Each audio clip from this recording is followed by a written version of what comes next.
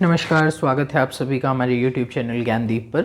और आज हम कक्षा 8वीं संस्कृत विषय प्रथम पाठ सुभाषितानी का आगे यहाँ अध्ययन करेंगे। इससे पहले हम इसकी प्रथम 4 सुभाषितानी कर चुके हैं, उस पर मैं 2 वीडियोज़ बना चुका हूँ और उम्मीद करता हूँ कि आज का ये वीडियो आपको पसंद आएगा। पसंद आए तो लाइक कीजिएगा, और अगर आपने इससे पहले वाली वीडियो नहीं देखी हैं तो कृपया वो वीडियो भी आप देख लीजिएगा।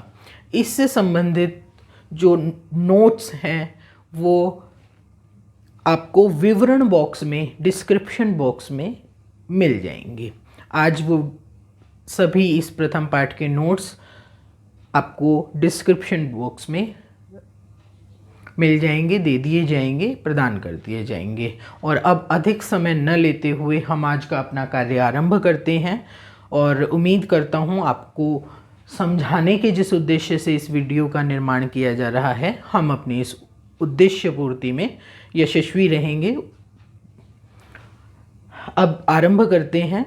5वीं सुभाषितम जो है वो है, विहाय पौरुषम यो हि देवम अवलंबते प्रसाद सिंहवत तस्य मूर्धनि तिष्ठन्ति वायसाः। केवल अभी इसका अर्थ समझिएगा, बहुत आसान है और आप अगर थोड़ा सा ध्यान करेंगे तो निश्चित रूप से समझ में आ जाएगा। विहाय, विहाय का अर्थ होता है छोड़कर। विहाय का यहाँ अर्थ है छोड़कर। छोड़कर। पौरुषम का अर्थ होता है परिश्रम या मेहनत को। परिश्रम। पौरुषम का अर्थ परिश्रम। यो का अर्थ है जो। जो मतलब जो कोई व्यक्ति, या जो व्यक्ति आप लिख सकते हैं, जो व्यक्ति। ही का अर्थ होता है निश्चय ही, निश्चय से, निश्चय से। अब ये संधि है, यहां 3 शब्द हैं, देवम एव अवलंबते। यहां मैं इसका संधि विच्छेद कर रहा हूं। देवम, दैवम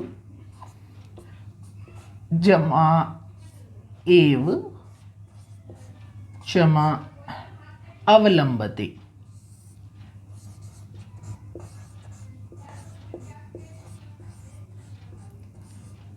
अवलंबते, ये 3 शब्दों के योग से ये शब्द बना है। देवम का अर्थ है दैवम। दैवम का अर्थ यहां है भाग्य। भाग्य। एव का अर्थ होता है ही। अवलंबते आश्रित होते हैं। आश्रित, अवलंबित, आश्रित होना, आश्रित होते हैं, आश्रित होते हैं। प्रसाद सिंहवत, यहां भी 2 शब्द हैं। प्रसाद, प्रसाद होता है महल, रहने का स्थान। सिंहवत, सिंह शेर के, वत समान। अब प्रसाद सिंहवत, महल में शेर से क्या अभिप्राय है? आपने देखा होगा पुराने समय में राजा महाराजा जो भवन बनाते थे, उसमें भवन के मुख्य द्वार पर, जिसे सिंह द्वार भी कहा जाता था, बड़े बड़े शेर जो है उनकी प्रतिमाएं स्थापित की जाती थी। तो प्रसाद सिंहवत, महल में बैठे सिंह की भांति, महल पर में बैठे सिंह की भांति, नकली सिंह की भांति। तस्य, उसकी। प्रसाद का अर्थ होता है भवन या महल के। सिंहवत, सिंह के समान, शेर के समान, सिंह के समान, के समान। तस्य, उसकी या उसके, उसके। मूर्धनि, मूर्धनि का अर्थ होता है सिर पर, सिर पर। तिष्ठन्ति, तिष्ठन्ति इसका अर्थ है बैठते हैं, बैठते हैं। वायसाह, वायसाह का अर्थ है कोय।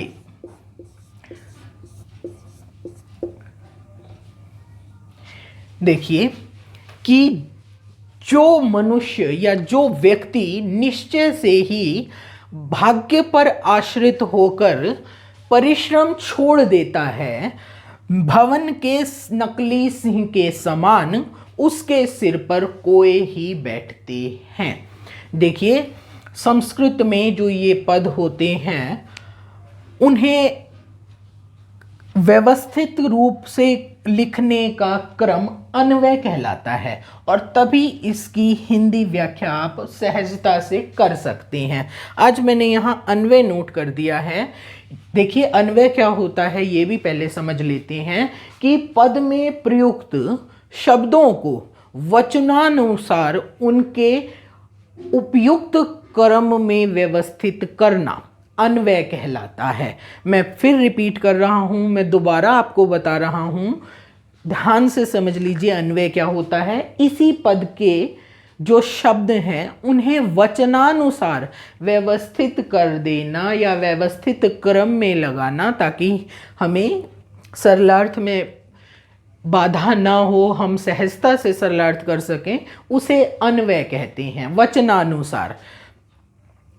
तो अन्वय भी मैंने यहां लिख दिया है कि यो ही। इनके पहले तो आपको अगर अर्थ समझ में आ जाएंगे तो हिंदी व्याख्या बहुत आसान हो जाएगी, स्पष्ट हो जाएगी। संस्कृत बहुत ही सरल और स्पष्ट भाषा है, केवल थोड़ा सा ध्यान हमें करने की आवश्यकता है।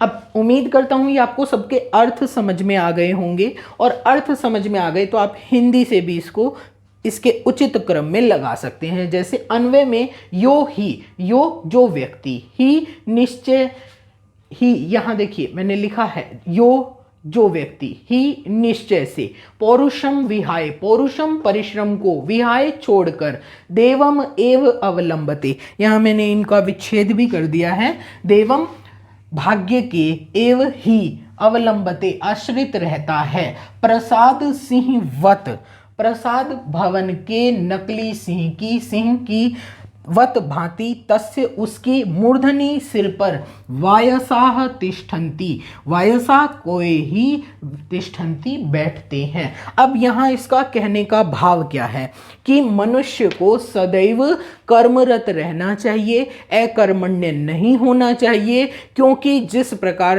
भवन के नकली सिंह के शीश पर कोए बैठते हैं, उसी प्रकार जो मनुष्य भाग्य पर आश्रित होकर परिश्रम छोड़ देता है उसकी निश्चय ही दुर्गति होती है। इसीलिए कभी भाग्य पर आश्रित नहीं होना चाहिए, वरन अपना कर्म निरंतर करते रहना चाहिए। ये इसके कहने का भाव है। अगर आपको नहीं समझ में आया तो आप वीडियो बैक करके या पीछे जाकर दोबारा इसका अवलोकन करें, फिर समझ में आ जाएगा। और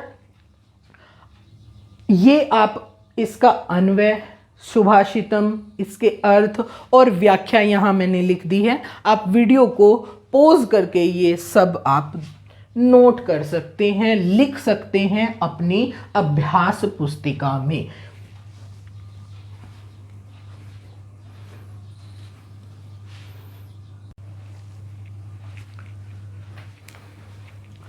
आगे है छठी सुभाषितम, जिसमें वृक्ष की महिमा के विषय में बताया गया है।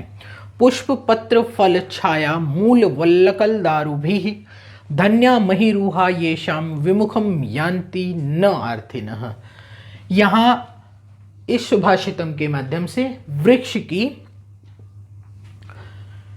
महिमा का बखान किया गया है, महिमा का उल्लेख किया गया है। ये सभी वृक्ष के भागों को, विभिन्न वृक्ष के भागों को यहाँ जोड़ दिया है, उनका उल्लेख है यहाँ। पुष्प, पुष्प का अर्थ होता है फूल, फूल, पत्र, पत्ते, फल, फल, छाया, छाया,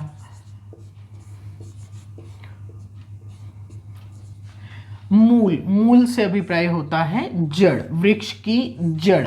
वल्लकल, वल्लक होती है छाल, वृक्ष की जो छाल होती है उसे वल्लकल कहते हैं।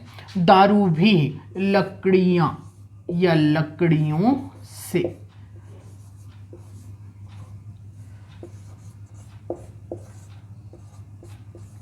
बहुत आसान है, कुछ भी मुश्किल नहीं है, केवल एक बार आसानी से समझ आ जाना चाहिए, ध्यान देने की आवश्यकता है। पुष्प फूल, पत्र पत्ते, फल फल, छाया छाया, मूल जड़, वल्लकल छाल, दारू भी लकड़ियों से। देखिए वृक्ष के बारे में बता रहा है कि वे वृक्ष जो अपने फूल, पत्ते, फल, छाया, जड़, छाल और लकड़ियों से, महीरुहा वृक्ष, धन्याः धन्य है, ये शाम जो कि, विमुखम निराश, यान्ति जाने देते, न नहीं अर्थिन है याचक को, कि जो अपने फूल, पत्ते, फल, छाया आदि से याचक की आवश्यकता की पूर्ति करते हैं और उसे कभी खाली नहीं जाने देते, ऐसे वृक्ष धन्य हैं। अब यहाँ इसका अर्थ समझ लेते हैं। धन्याः धन्य है, धन्य है, महीरुहाः वृक्ष,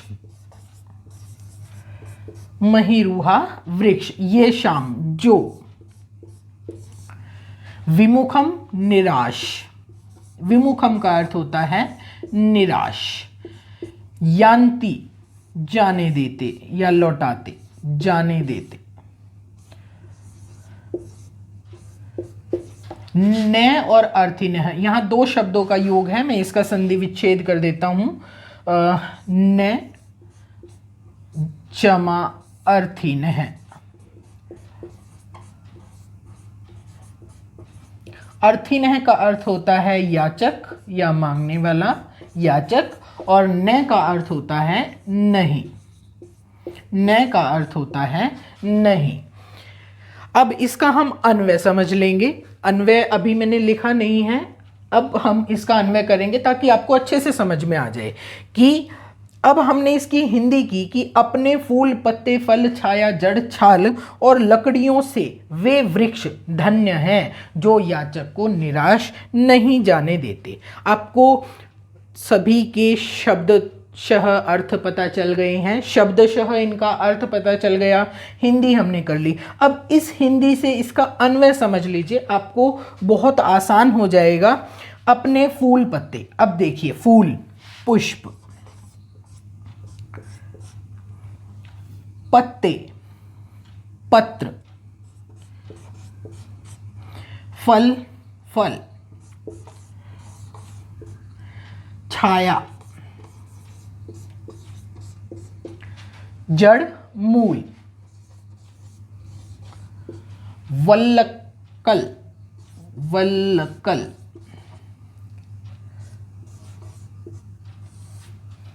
इसके बाद दारू भी, यहां लकड़ियों से, तो यहां क्या हो गया, दारू भी।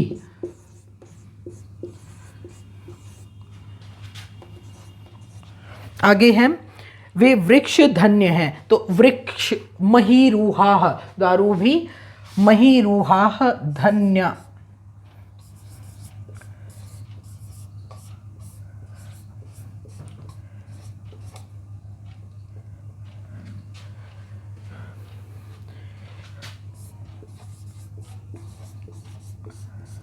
धन्य, जो, ये शाम, ये शाम, याचक को, याचक अर्थिन है, अर्थिन है,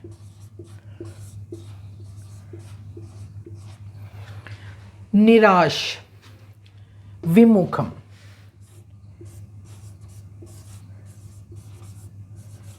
विमुखम,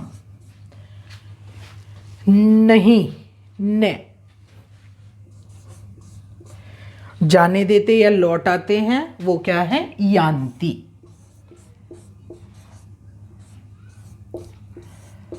जिस क्रम में हमने इसकी हिंदी की है उसी क्रम से अन्वय होता है, और संस्कृत के पदों को वचनानुसार क्रमबद्ध करना ही अन्वय कहलाता है। विभक्ति और वचनों के अनुसार उनको लिखना ताकि हिंदी व्याख्या सरल हो जाए, आसानी से समझ में आ जाए, इसे ही अन्वय कहते हैं। अब पहले हमने अन्वय से हिंदी समझी थी, अब हिंदी से मैंने आपको इस पद का अन्वय करके बता दिया है।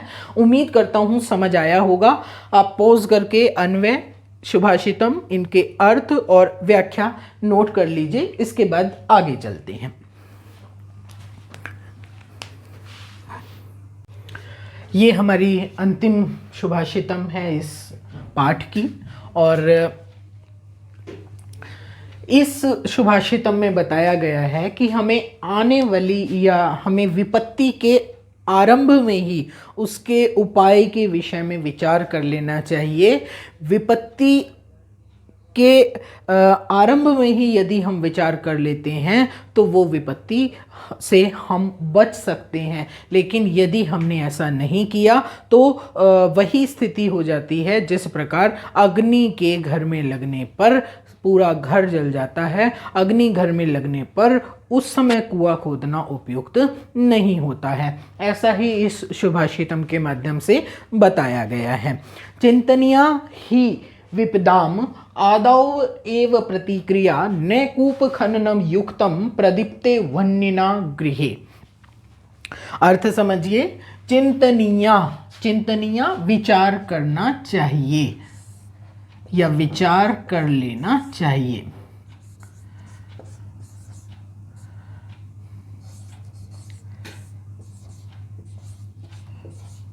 विचार कर लेना चाहिए। ही का अर्थ होता है निश्चय से, निश्चय से, निश्चय से। विपदाम, विपदाम, विपदाम होता है विपत्ति या संकट, विपत्ति।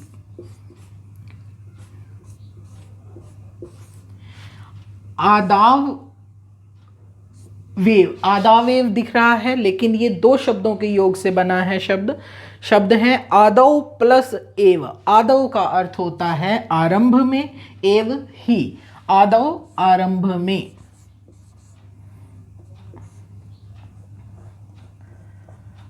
आरंभ में, एव का अर्थ है ही, आरंभ में ही। प्रतिक्रिया, प्रतिक्रिया का अर्थ है उपाय, प्रतिक्रिया का अर्थ है उपाय। कि आरंभ में ही विपत्ति के विषय में विचार कर लेना चाहिए। निश्चय से ही विपत्ति के आरंभ में ही उसके उपाय का विचार कर लेना चाहिए। न का अर्थ होता है नहीं, नहीं। कूप खननम, कूप खननम, कूप का अर्थ होता है कुआं और खनन का अर्थ होता है खोदना। कूप खननम, कुआं खोदना। युक्तम, उपयुक्त है या उचित है। कुआं खोदना उचित,